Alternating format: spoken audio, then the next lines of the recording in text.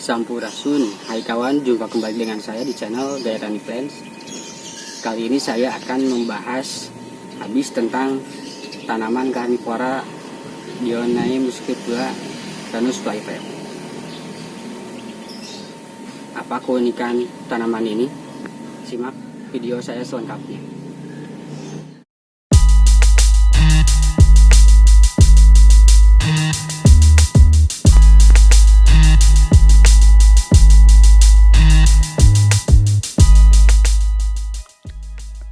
Venus flytrap adalah salah satu keajaiban alam yang luar biasa. Karena Venus flytrap adalah tumbuhan karnivora. Ya, Anda tidak salah dengar. Memang bukan hanya hewan yang karnivora. Tumbuhan pun ternyata juga ada yang karnivora. Apa yang membuat dia menjadi karnivora? Adalah karena perilaku tumbuhan ini yang suka memangsa hewan. Lalu timbul dua pertanyaan. Kenapa tanaman ini memangsa hewan? Dan bagaimana cara dia memangsa?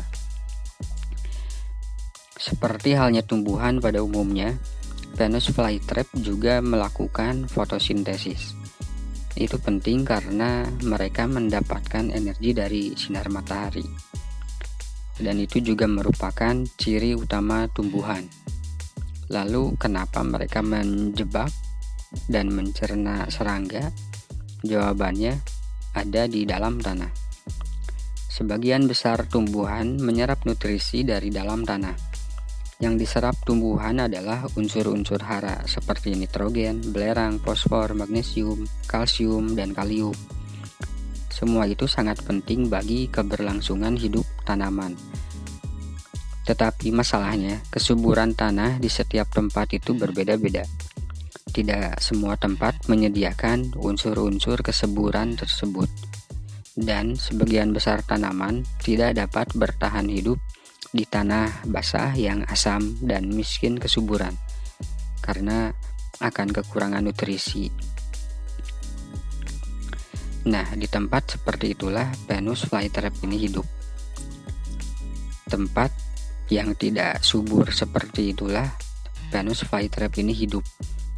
Memang Venus flytrap tidak seperti tumbuhan pada umumnya. Mereka telah beradaptasi dan berevolusi untuk bertahan di tanah yang buruk tersebut. Karena itulah Venus flytrap memangsa untuk mendapatkan nutrisi yang mereka butuhkan dari serangga dan hewan kecil lainnya yang mereka tangkap. Lalu bagaimanakah cara Venus flytrap menjerat mangsa? Venus flytrap menjerat mangsanya menggunakan daunnya.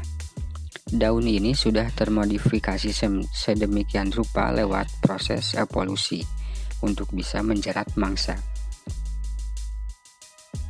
Kinerjanya seperti ini. Pada permukaan daun bagian dalam akan menghasilkan nektar yang sangat menggiurkan bagi serangga. Kemudian hinggaplah seekor serangga pada daunnya ini diikuti dengan gerakan serangga malang tersebut yang menyentuh bulu-bulu pemicu kecil pada daun perangkap.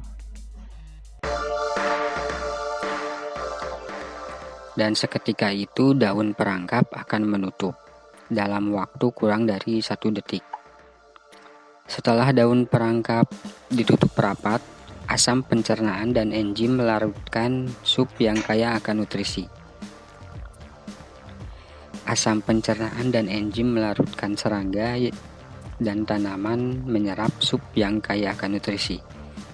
7-10 hari kemudian, trap akan terbuka kembali, siap untuk makan lagi, dan serangganya telah kering.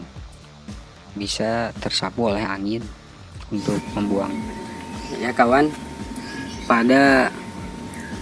di dalam trapnya inilah tersimpan bulu-bulu kecil. Inilah pemicu trap ini untuk menutup. Seperti ini, saya akan sentuh bulu-bulu pemicunya ini dan trap pun tertutup.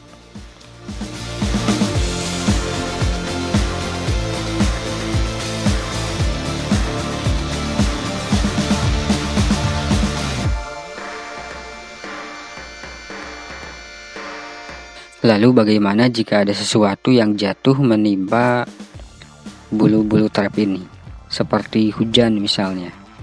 Nah, jangan khawatir, alih-alih membuang energi karena tersahan hujan yang jatuh, atau benda-benda yang tidak dapat dimakan lainnya yang jatuh ke trap, Venus flytrap bisa menghitung berapa kali serangga itu tersandung rambut-rambut kecilnya sebelum mengaktifkan cairan pencernaannya. Rambut pemicu jebakan harus disentuh 2 kali dalam jangka waktu 20 detik agar jebakan menutup. Berbeda dengan air hujan yang jatuh ke trap, tidak akan membuat trap ini menutup, karena sentuhan air hujan ke rambut-rambut pemicu sangat intens dan interval waktu yang rapat.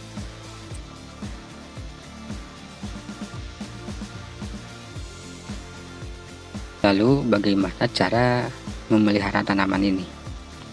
Agar tetap sehat, Venus flytrap membutuhkan kondisi yang sama seperti di habitat aslinya, yaitu tanah yang tidak subur dan asam, akar basah, kelembaban tinggi, dan sinar matahari penuh. Penyiraman haruslah dengan air non-mineral. Itu adalah salah satu kunci utama. Air keran dan air sumur mengandung banyak mineral yang akan menyebabkan tanaman sakit, bahkan mati. Selama musim tanam, Venus flytrap hanya membutuhkan beberapa serangga kecil setiap bulan. Tidak boleh terlalu sering. Tidak boleh terlalu sering dikasih makan.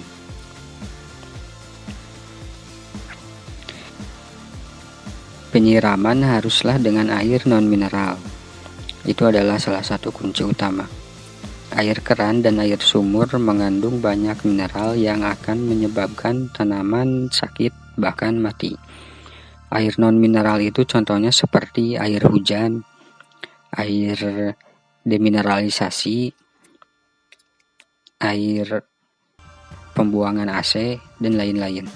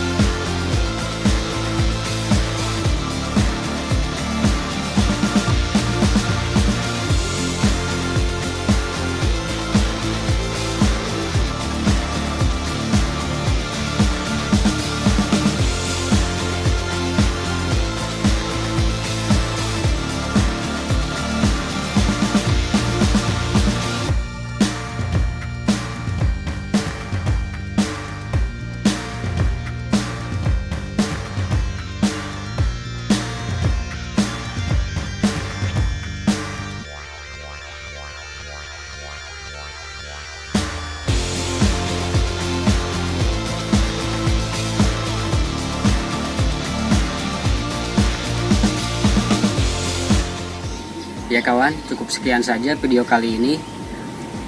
Terima kasih sudah menonton. Tonton terus video saya yang lainnya. Jangan lupa subscribe. Semoga informasi ini bermanfaat. Inilah tentang tanaman karnivora Venus flytrap. Sampai jumpa di video berikutnya.